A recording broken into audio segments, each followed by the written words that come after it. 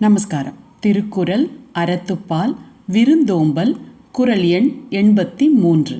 வருவிருந்து வைகலும் ஓம்புவான் வாழ்க்கை பருவந்து பாழ்படுதல் இன்று என்கிறார் நம் திருவள்ளுவர். வருவிருந்து வர்ற விருந்தினர், வைகலுங்கிறது சாதாரணமாக காலைன்னு பொழுது உணர்த்தினாலும் இது டெய்லி காலை. அப்போ ஒரு நாளும் ஓம்புவான் வளர்க்குறவங்க வாழ்க்கை, அவனோட லைஃபு பருவந்து பாழ்படுதல் என்று, ஒரு பருவ காலத்தினால எந்த பாழும் எந்த கெடுதியும் அவனுக்கு ஆகாது. அதாவது டெய்லி யாருக்காவது ஒருத்தங்களுக்கு நாம் விருந்து படைச்சிட்டு அதை அந்த விருந்தினரை நல்லபடியாக உபசரித்து அவங்க திருப்தியாக இங்கே ஓம்புவான் அப்படிங்கிறபோது அது வளர்க்குறது, அவருக்கு உபகாரம் பண்ணுறது, அதெல்லாம் யார் செய்கிறானோ அவரோட வாழ்க்கை பருவ காலங்கள். நம்ம 4 சீசன் சொல்கிறோம் இல்லையா, சம்மர், வின்டர், ஆட்டம், ஸ்ப்ரிங். மழைக்காலம், வெயில் காலம், குளிர்காலம், வசந்த காலம். இந்த மாதிரி பருவங்கள் மாறி மாறி வரும்போது எந்த விதமான கெடுதலும் அவனுக்கு நடக்காதான். அவனோட வாழ்க்கை எந்த சிச்சுவேஷன்லேயும் கீழிறங்கி போகாது அப்படின்னு சொல்கிறார். இதுக்கு உதாரணமாக நம்மளுடைய சங்க நூல்களுக்கு போயிடலாம். நம்ம சிறுபானாற்று படை 7 பேரை கடை 7 வள்ளல்கள் அப்படின்னு சொல்லுது. அவங்க பேர் என்னென்னா பேகன், பாரி, காரி, ஆய், அதியமான், நள்ளி, ஓரி. இன்னொரு நூலில் தலை 7 வள்ளல்கள் அப்படின்னு குமணன், சக்கரன், சகாரன், செம்பியன், நம்ம சிபி சக்கரவர்த்தி, துந்துமாரி, நலன், நிருதி அப்படின்னு சொல்கிறாங்க. இவங்க எல்லாருடைய பேரும் நான் விக்கிபீடியாவிலேருந்து தான் எடுத்தேன். ஒருத்தங்க பேரை நீங்கள் போட்டு பார்த்தீங்கன்னா நிறைய பேர் அவங்கள பற்றிய சிறப்பு செய்திகளை யூடியூப்பாக போட்டிருக்காங்க.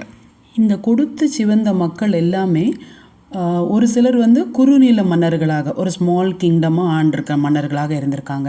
ஒரு சிலர் கொஞ்சம் பெரிய ராஜாக்களாக இருந்திருக்காங்க. ஆனால் ஒன்று, அவங்க என்றைக்குமே அவங்க லைஃப்பில் செல்வத்துக்கு குறையே வந்ததில்லை. கொடுத்து சிவந்த கைகளாக இருந்தாலும் அந்த ஊரோட மண் வளம், அந்த நாட்டோட வளம் குன்றவே கிடையாது. நாம் என்னங்க இந்த வள்ளல்கள் மாதிரி எல்லாருக்கும் கொடுத்துக்கிட்டேவா இருக்க போகிறோம்? கண்டிப்பாக இல்லை. நம்மளால முடிஞ்சதை கொஞ்சம் இதை செய்ய தான் போகிறோம். இப்படி கொடுத்துக்கிட்டே இருக்கிற வள்ளல்களுக்கே செல்வம் குறையாமல் இருந்ததுனால நம்ம திருவள்ளுவர் சொல்கிற மாதிரி கண்டிப்பாக கொடுக்கறத முயற்சி செய்ய ஆரம்பிப்போம். சின்ன சின்ன விஷயத்துலேருந்தே தொடங்கலாம். நம்ம வீட்டில் வர்ற குருவிகளுக்கு, காக்காக்கு தண்ணி வைக்கிறது, நெல்மணிகள் தூவி விடுறது, ஒரு சின்ன கப்பில் வச்சிங்கன்னா போகிறோம். அதுவும் ஒரு விருந்து தான். இன்னொன்று நல்லா புரிஞ்சுக்கணும், விருந்துங்கிறது நமக்கு புதிய நபர்கள், தேவைப்படுற நபங்க, அவங்களுக்கு கொடுக்கறது தான் விருந்து. அதை விட்டுட்டு நான் என் மாமா மச்சான் பங்காளிக்கெல்லாம் விருந்து வச்சேன், என் பிறந்த நாளுக்கு நான் என் நகையை விற்று விருந்து வச்சேன், நல்ல பெருசாக செலிப்ரேட் பண்ணும்போது விருந்து வச்சேன் அப்படின்னு சொல்கிறதெல்லாம் இந்த கணக்கில் வராது. இப்படி கொடுக்குறது ஒன்றும் பெரிய விஷயமே இல்லைங்க. நம்ம ஆரம்பத்தில் ஒரு மேரேஜ் லைஃப் ஸ்டார்ட் பண்ணுற போது கிடைக்கிற இன்கம்மை நம்ம எப்படி பர்சன்டேஜாக பிரிப்போம் இல்லையா? உதாரணத்துக்கு நான் என்னோடதை சொல்கிறேன். என்ன செஞ்சேன்னா 50% சேவிங்ஸு. என்ன இன்கம் வருதோ அதில் கண்டிப்பாக 50% சேவிங்ஸாக இருக்கும். பாக்கி இருக்க 50%ல் 30% எக்ஸ்பெண்டிச்சருக்கு வச்சுக்குவோம். 10% நாங்கள் ஊர் சுற்றி அட்டகாச அட்டுழியம் பண்ண செலவு வழிக்கிறதுக்கு வச்சுக்குவோம். 10% ஒரு எமர்ஜென்சி ஃபண்டுன்னு சேர்த்து வைப்போம். இதில் ஒரு 5% கூட வாங்க நம்ம விருந்தவங்களுக்கு விட முடியாது, கண்டிப்பாக பண்ணலாம். இது எல்லா மதங்களுமே வலியுறுத்துறது. ஃபார் எக்ஸாம்பிள், இஸ்லாமிய நூல்களை பார்த்தோம்னா ஒரு மனுஷனுடைய சம்பாத்தியத்தை 8 வகையாக ஸ்பெண்ட் பண்ணலாம் அப்படின்னு சொல்கிறாங்க. அந்த 8ல் 5 அவனுக்கே வந்துடும். அவனோட சொந்த உபயோகத்துக்கு, அவனோட ஃபேமிலிக்கு, அவனுடைய கமிட்மெண்ட்ஸ் ஏதாவது இருந்தால் அதுக்கு, சுயமான முன்னேற்றத்துக்கு, ஆரோக்கியம், மென்டல் எல்லா விதமான முன்னேற்றத்துக்கு, செல்ஃப் கேர் சொல்கிறோம் இல்லையா அதுக்கு, அப்புறமா அவனோட சேவிங்ஸ் அண்ட் இன்வெஸ்ட்மெண்ட். ஸோ 5 அவனுக்கே வந்துடுது.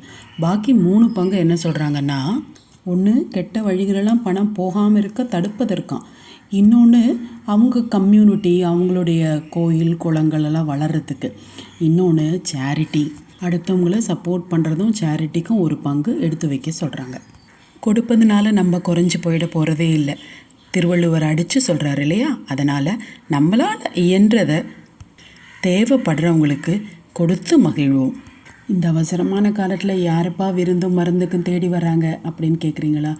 இருக்கலாம். அதனால் டு ஸ்டார்ட் வித் நம்ம என்ன செய்யலாம்னா, நம்மளை சுற்றி இருக்கிற ஜீவராசிகள் பறவைகள்லாம் இருக்குது இல்லையா, அதுங்களுக்கு ஒரு சின்ன தானியங்களோ ஏதோ ஒன்று உங்கள் பால்கனியில் இருக்கிற க்ளூண்டு இடத்துல வச்சு பாருங்களேன், கொஞ்ச நாளில் கண்டிப்பாக வரும். அது டெய்லி வந்து சாப்பிட்டு போகிறத பார்க்குறதுக்கு நமக்கு ஒரு சந்தோஷமாகும். Small drops of water make the mighty ஓஷன்பாங்க. அது மாதிரி இதே நமக்கு ஒரு நாளைக்கு ஒரு பெரிய விருந்து செய்கிறதுக்கு ஒரு ஆப்பர்ச்சுனிட்டியும் கொடுக்கலாம். ஒரு விருந்தோம்பல் செய்கிறதுக்கு ஒரு நல்ல ஒரு ஆப்பர்ச்சுனிட்டியும் தரலாம். ஒரு திருவள்ளுவர் சொன்னது போல், வரு விருந்து எதிர்பார்த்து அதை வளர்ப்போமாக. தேங்க்யூ. வாழ்க வையகம், வாழ்க வளமுடன்.